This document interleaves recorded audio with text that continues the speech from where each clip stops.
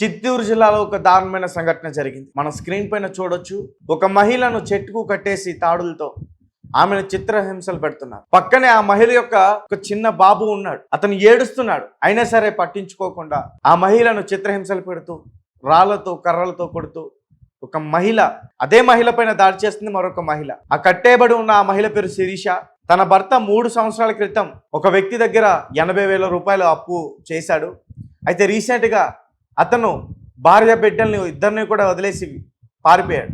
అయితే ఇంకా శిరీష ఏయో చిన్న చిన్న కూలీ పనులు అవన్నీ కూడా చేసుకుంటూ ఆ అప్పు తీర్చుకుంటూ ఆ అబ్బాయిని చదివించుకుంటుంది. అయితే ఆ అప్పు కొంచెం ఇవ్వడం కొంచెం ఆలస్యం అయిందనుకో. రోడ్డు పైన తన ఎవరైతే ఉన్నాడో తన పిల్లవాడు తీసుకుని వెళ్తుంటే సడన్ గా మునికన్నప్ప అనే ఒక మహిళ వెంటనే వేరే తనకు సంబంధించిన వ్యక్తులను తీసుకొచ్చి ఆ మహిళను చెట్టుకు కట్టేసి ఆమెను చిత్రహింసలు పెడుతూ కొడుతూ దుర్భాషలాడుతూ బూతులు తిడుతూ చాలా చాలా ఘోరంగా అవమానించింది. ఆ పక్క చాలా మంది స్థానికులు వెళ్తున్నారు, చాలా మంది చూస్తున్నారు, కానీ ఏ ఒక్కరు కూడా ఆ ఘటనను ఆపే ప్రయత్నం చేయలేదు. మనం స్క్రీన్ పైన చూడొచ్చు.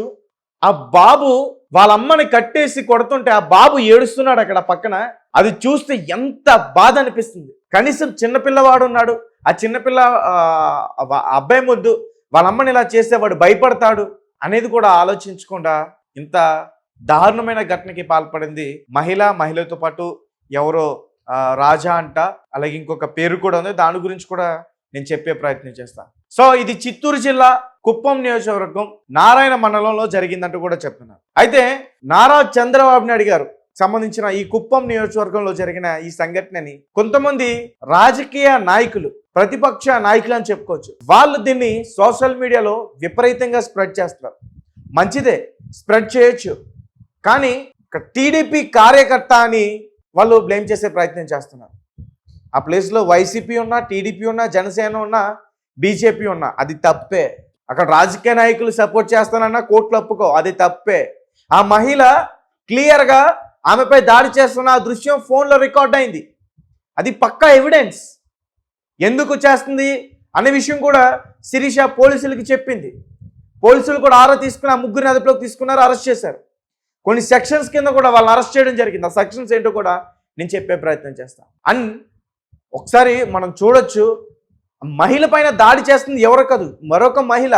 ఒక మహిళను, ఆ మహిళను చెట్టుకు ఎలా కట్టేసింది అనుకోవాలి అసలు? అంటే తనకి ఎవరు సహకరించలేదా?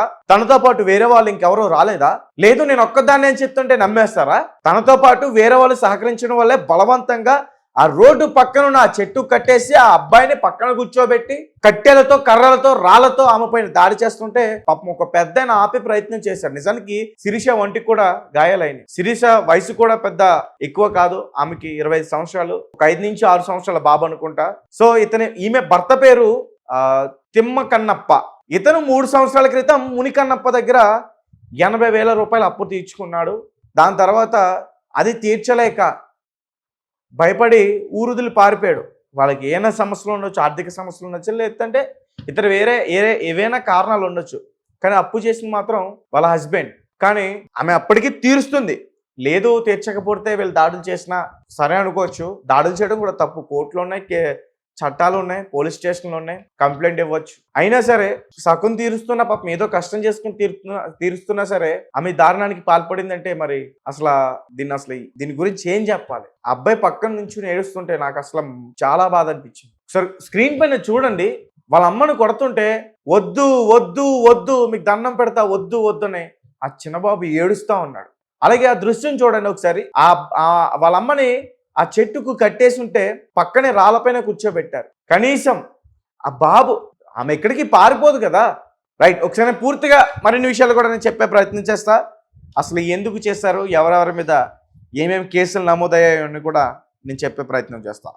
అయితే ఆ శిరీషను కట్టేసిన తర్వాత అక్కడ స్థానికులు పోలీసులకి సమాచారం ఇచ్చారు. దాని తర్వాత పోలీసులు వచ్చారు, ఆమెను తీసుకెళ్ళి ముందు ఆ చెట్టు నుంచే, ఆ తాడుల నుంచి ఆమెను విడిపించి ఆరా తీసే ప్రయత్నం చేసి తర్వాత ఆమె ఇంటి వద్ద క్షేమంగా ఆమెను దింపే ప్రయత్నం చేసి. అయితే పోలీసులు తెలిపిన వివరాల ప్రకారం నారాయణపురం గ్రామానికి చెందిన తిమ్మరాయప్ప అదే గ్రామానికి చెందిన మునికన్నప్ప వద్ద 80,000 అప్పు తీసుకున్నాడు. అయితే అప్పు తీర్చలేక తిమ్మరాయప్ప కొంతకాలం క్రితం గ్రామం విడిచి వెళ్ళిపోయాడు.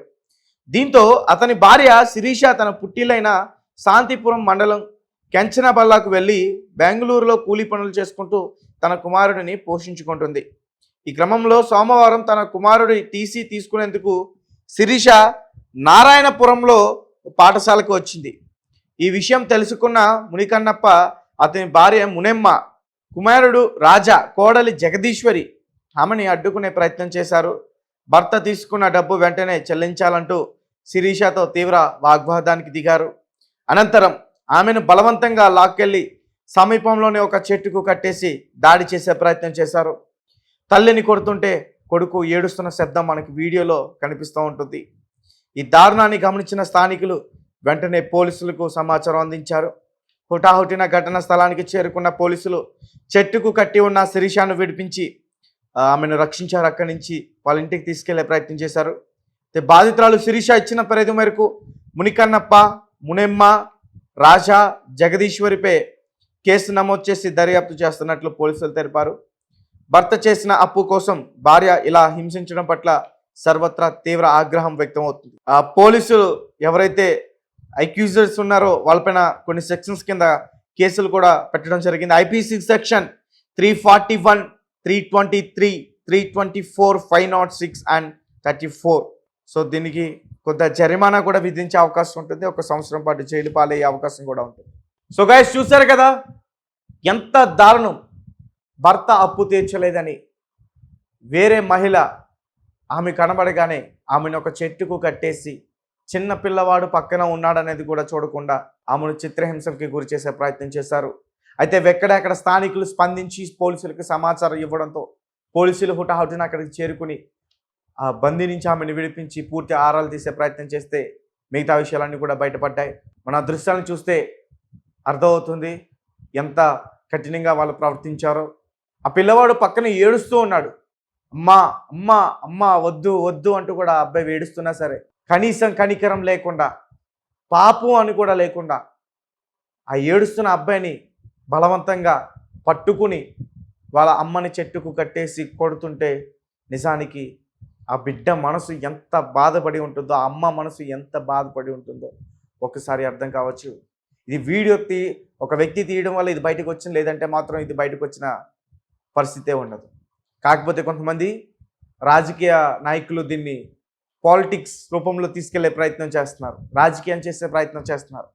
ఎందుకంటే ఏదైతే సంఘటన జరిగిందో అది కుప్పం నియోజకవర్గం కావటం, ఆ నియోజకవర్గం ముఖ్యమంత్రి చంద్రబాబు నాయుడు గారికి సంబంధించింది కావటం, సో టీడీపీ కార్యకర్తలు ఇక్కడ విచ్చలవిడిగా రెచ్చిపోతున్నారు అనేది ఒక కోణంలో తీసుకెళ్లే ప్రయత్నం చేస్తూ ఉన్నారు కొంతమంది. సో పోలీసులు ఎవరైతే దాడి చేశారో వారిపైన ఆల్రెడీ యాక్షన్ తీసుకున్నారు. కొన్ని సెక్షన్స్ కింద కేసు కూడా నమోదు చేయడం జరిగింది. వాళ్ళకి త్వరలోనే రిమాండ్కి పంపించే అవకాశం కూడా ఉంటుంది అండ్ పూర్తిగా దర్యాప్తు చేసే అవకాశం కూడా ఉంటుంది. ఈ కారణమైనా ఇతర వేరే కారణాలు ఏమైనా ఉన్నాయని. సో మీరేమనుకుంటారు అనే విషయాన్ని మీకు కామెంట్ రూపంలో మాకు తెలియపరచండి. ఈ మహిళ ఇలా చేయడం కరెక్టా? మీరేమంటారు? మీరు ఆ ప్లేస్లో ఉంటే మీరేం చేస్తారు?